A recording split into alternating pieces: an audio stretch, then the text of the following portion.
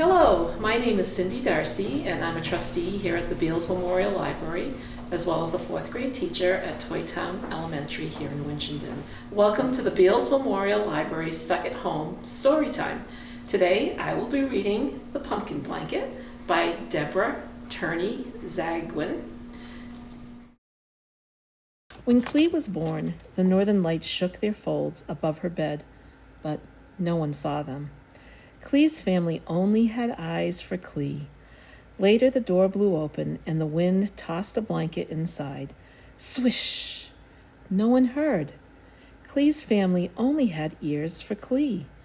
Her mother called the blanket a gift, but could not remember who had given it. An aunt, Clee's mother guessed. A shy but friendly neighbor, ventured an aunt. Clee's father said nothing. He thought the sunny-colored squares of the blanket looked surprisingly like his garden patch. Let's call it the pumpkin blanket, he suggested, because round baby Clee looked a lot like a pumpkin bundled up in it. The pumpkin blanket was a close friend to little Clee, light and warm around her body, soft and dreamy between her fingers, smooth under her cheek. One cold winter's night, when the garden had a snowy blanket of its own, Clee, who was 3, peered out her bedroom window. She could see the coyotes sniffing and pawing the frozen compost heap. Clee shivered as they raced back, yipping and yowling through the birch tree skeletons into the dark forest behind. Only the treasured pumpkin blanket wrapped around her ears could stifle their voices. It was coyote-proof. One hot summer's afternoon, when the garden was abuzz with insect excitement, Clee, who was 4, sorted through the compost pile rottings for baby worms. Later, when one escaped from her shirt pocket at the dinner table, Clee was scolded and sent upstairs. There, the pumpkin blanket was waiting and covered her like a tent. Peeking out from underneath, Clee saw folds like distant mountains and wrinkles like waves on a patchwork lake. One day, late in September, Clee, who was 5, was dancing with her blanket by the garden. Sometimes it was her cape, or it was her swirling skirt. Sometimes she held it high in the sky to flutter like the autumn leaves. Clee's father was busy in the garden rows, harvesting the vegetables. One by one, the bright-colored patches disappeared into buckets. Green leaves were piled on the compost heap. Soon, all that remained were the pumpkins. Clee's father leaned on his shovel. Clee would go to kindergarten at the local school after Christmas. She could not carry her pumpkin blanket to class. The other children would tease her when she stroked the satin edges, soft and dreamy and smooth under her cheek. Clee, her father called, do you know that there are 12 pumpkins in our garden, just as there are 12 squares in your blanket? Clee hung on the garden fence, admiring the perky globes peeking out from under the wilting vines. Will they have faces, Papa, when Halloween comes? Will they grow teeth and grin? Yes, her father said. If they don't freeze this month, we can harvest them in October. We will have a family of faces on our porch this Halloween. Clee smiled.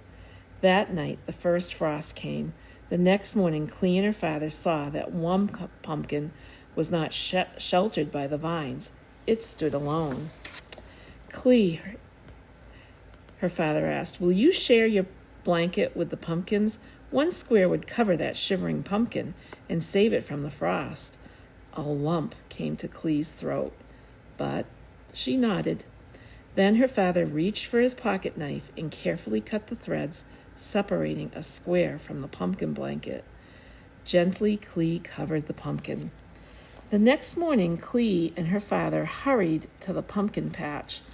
There was the pumpkin, plump as a melon, under its square shawl. It had survived the frost, but another pumpkin had become exposed as the vines fell away. Clee knew that without a cover, the frost would bite it hard. She gave up one more square from her pumpkin blanket. Night after night, the cold nipped at the garden. Night after night, Clee gave another square to another pumpkin to keep its head warm.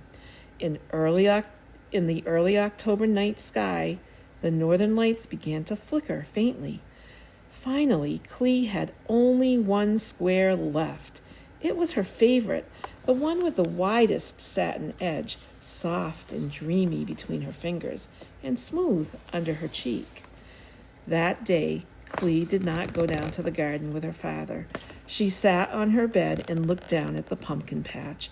11 pumpkins wore 11 little blankets. The 12th pumpkin was bare. It was the biggest pumpkin of all, and the last one to be uncovered by the vines. When dinner time came, Clee wasn't hungry. She sat by her window and watched the wind blowing the dead leaves in circles around the pumpkins. The vines stiffened with cold. Darkness was falling on the garden. Clee clutched her tiny pumpkin blanket tightly in her hand. Then her fingers loosened.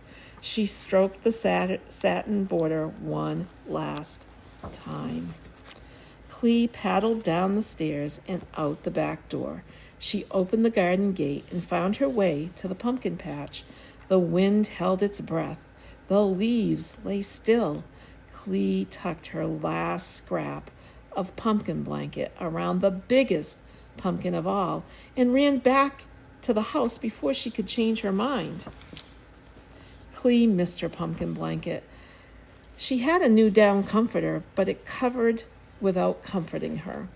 Only the sight of the blank-faced pumpkins in their woolen kerchiefs cheered her. Each of the blanket patches was the same color now, faded by the autumn sun and rain. Each clung to its orange pumpkin like a threadbare hat. On the evening before Halloween, Clee and her father took the wheelbarrow down to the garden for the last harvest. They separated the brittle vines from the yellow-orange gourds, and Clee imagined sewing her blanket back together. She took the first square from the pumpkin closet. It no longer felt soft and dreamy between her fingers or smooth under her cheek. Suddenly, a gust of wind pulled the scrap right out of Clee's hand, carrying it above and beyond her reach. Clee and her father watched the wind flip the pumpkin squares off all the rest of the pumpkins, blowing them high above the birch tree forest. The pumpkin squares tumbled upwards, floating higher and higher on a playful current of wind into a sparkling sky. The stars sewed the pieces of Clee's blanket back together with pin-pricked threads. When they had finished, the shimmering pumpkin blanket draped itself around a mother-of-pearl pumpkin, and the folds winked at Clee from the night sky. Clee's father lifted her into the wheelbarrow and piled the fat-cheeked pumpkins around her. Clee laughed as they bounced through the garden gate into the house. That Halloween, 12 lively faces lit Clee's porch. Their eyes and smiles shone far into the night. I hope you enjoyed the story of Clee and how she shared her trusty pumpkin blanket. Join us next time for the next story at the Beals Memorial Library.